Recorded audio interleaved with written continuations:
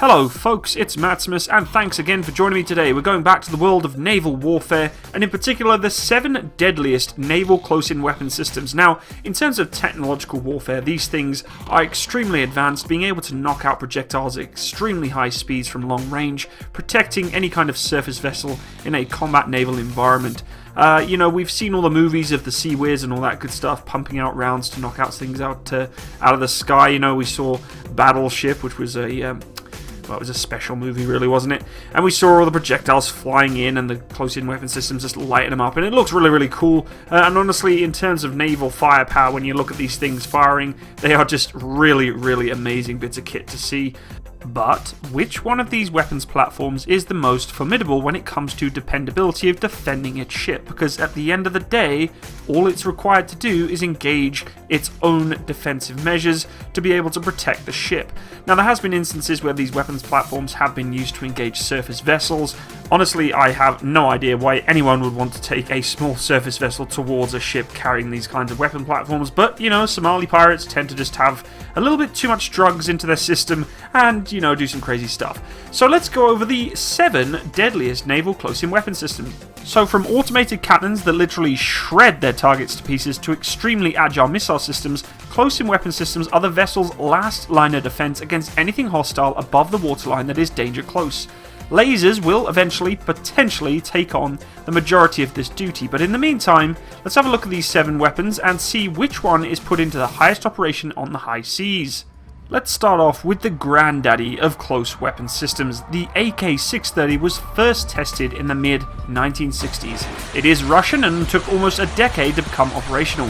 In its original form, this turreted cannon system gets its fire control guidance from a remotely mounted radar system, an optical sight, or an old-school set of iron sights located next to the cannon installation.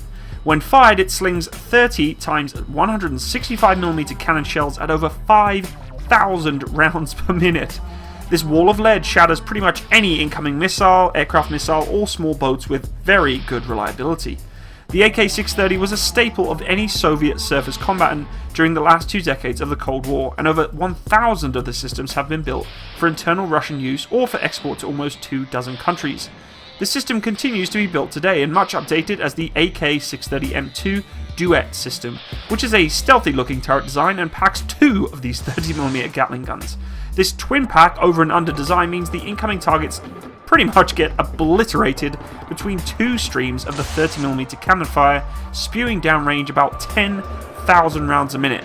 And honestly, when I think about streams, all I can think about is Ghostbusters, don't cross the streams!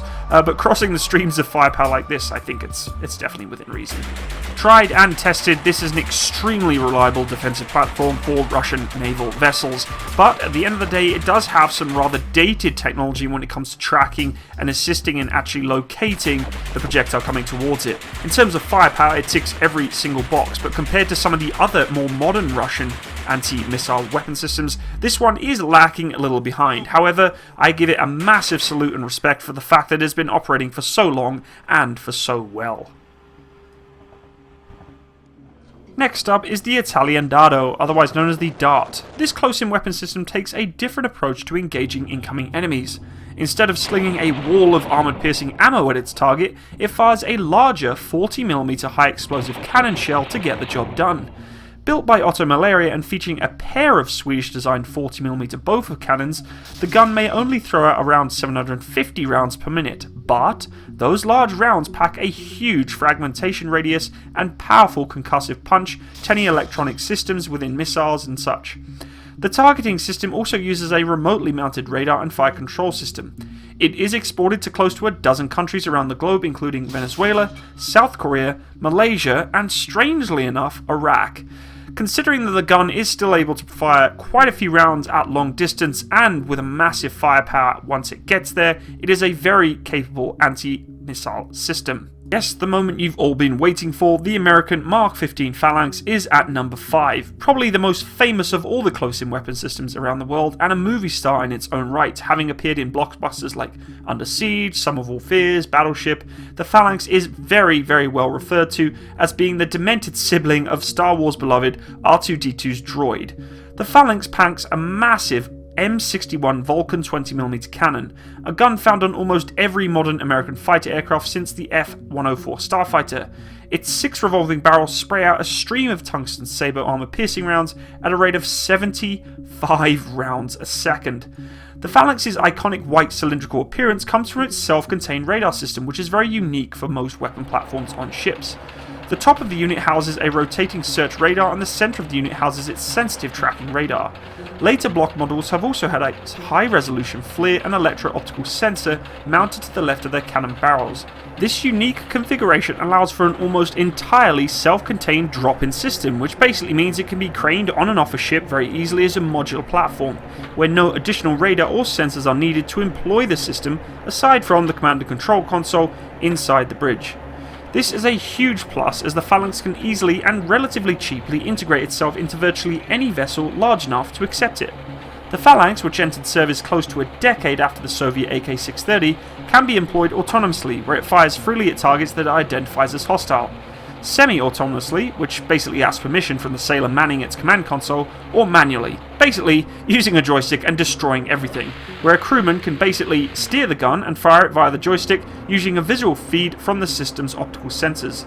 Although Phalanx doesn't really pack as big of a punch as many of the other CIWS systems in this countdown, it remains a huge staple of the US Navy and many other navies around the world for many decades after its initial fielding. For what it lacks in firepower, it makes up for in decades of testing, accuracy, refinement and improvement. Additionally, its soulless appearance and twitchy drive system make it quite freaky to watch in action sometimes. It's so purposeful when it moves, it's as if it has a mind of its own, and I absolutely love this CIWS, and I'm sure many of you out there will agree. Next up, in number 4, is the Swiss-German Millennium Gun. This high-tech CIWS is manufactured by MELHORES Defense and is one nasty little missile murderer. The gun itself is just part of a 2-part weapon system where the ammo it fires is considered smart.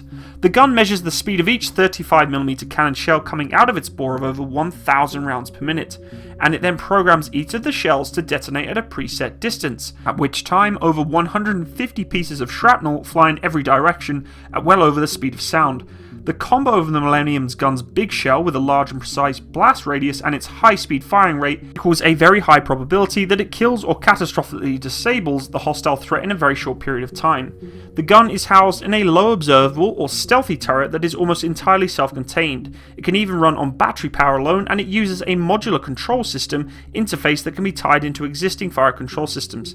Currently, this super smart cannon is fielded by Denmark and Venezuela, but many other navies are looking at it for their future service combatants as a way to breathe some new life into their aging ship defences. The whole idea is that this system can be fielded on any ship with a large enough deck space to accommodate it with very limited modifications. A very impressive modern technological piece of equipment. In at number 3 is the very impressive Dutch Goalkeeper. Take the Phalanx's fire control concept and ditch its 20mm Vulcan cannon for the famed 30mm GAU-8 Avenger cannon, the same monster that is mounted in the A-10 Warthog, and you get one hardcore screen of fire defending your ship.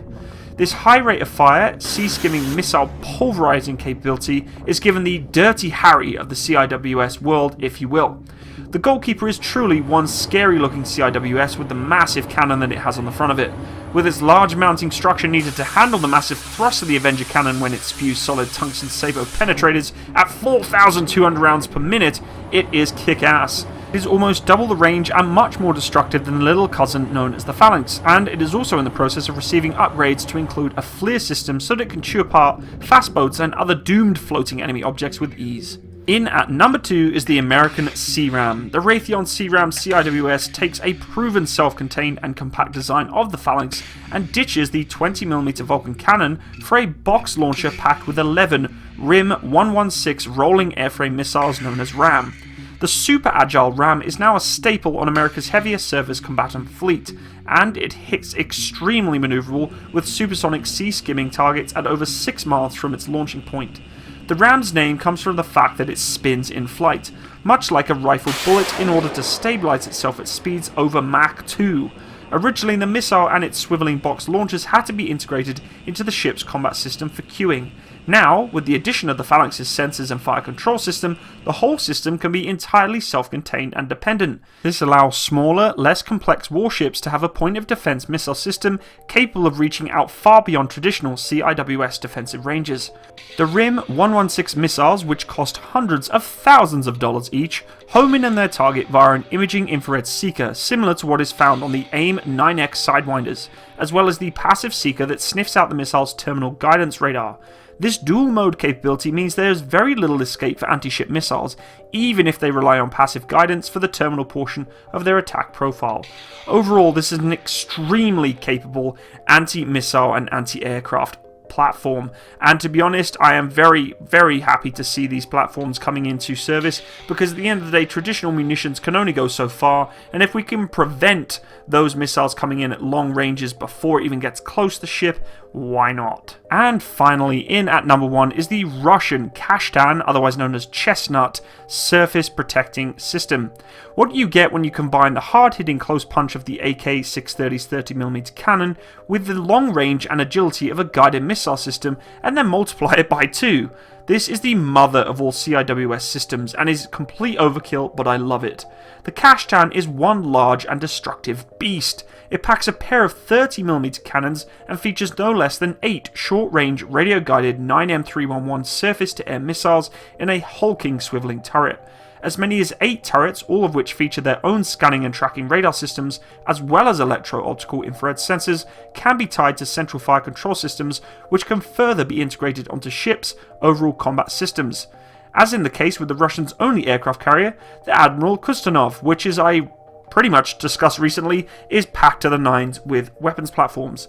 Such as a system amounts to the ability to put so many rounds and so many missiles in the air in rapid succession that is basically next to impossible for most things to actually get its way towards the ship to survive. Literally, this thing is overpowering any kind of enemy or missile by huge amounts of firepower. The Kashtan really is the kitchen sink and then some method to protecting the innermost realm of the surface combatant's defensive perimeter. Its missiles can be used to initially engage hostile targets, while the cannons are there for any surviving missiles or aircraft that leak through. The system is so redundant that it actually features a lower missile magazine with up to 32 additional 9M311s that can be automatically loaded onto the Kashtan's launching arms should the first 8 missiles, usually fired in salvos of 2 like the Ram, not be enough.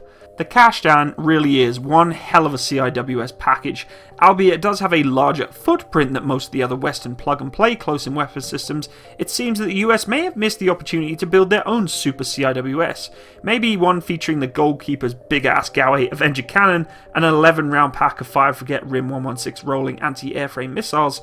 That's probably what they should be looking into, all tied into a modular Phalanx fire control unit. Wishful thinking aside, the Kashtan's heavy-hitting, long-range and redundant punch takes care of the world's most deadliest CIWS threats. Overall, guys, I love this thing. I think it's just an overpowering beast, and, if it was put into combat, I can almost guarantee it's going to knock just about anything out of the sky. So there we have it, my personal opinion on close-in weapon systems for navies around the world and which one I find is to be the best. Let me know in the comment section which one you think is the best, and if you disagree or agree with my opinion on these gun platforms. Guys, I really appreciate you stopping by today. If you want to support my channel, please feel free to go check out my Patreon account. I'd really appreciate it, and I hope you all have a wonderful day. Leave a like, check me out on Facebook, and I will see you again for the next review of military equipment or some gaming videos. Hit that little bell beside the subscribe button to be notified. Bye bye.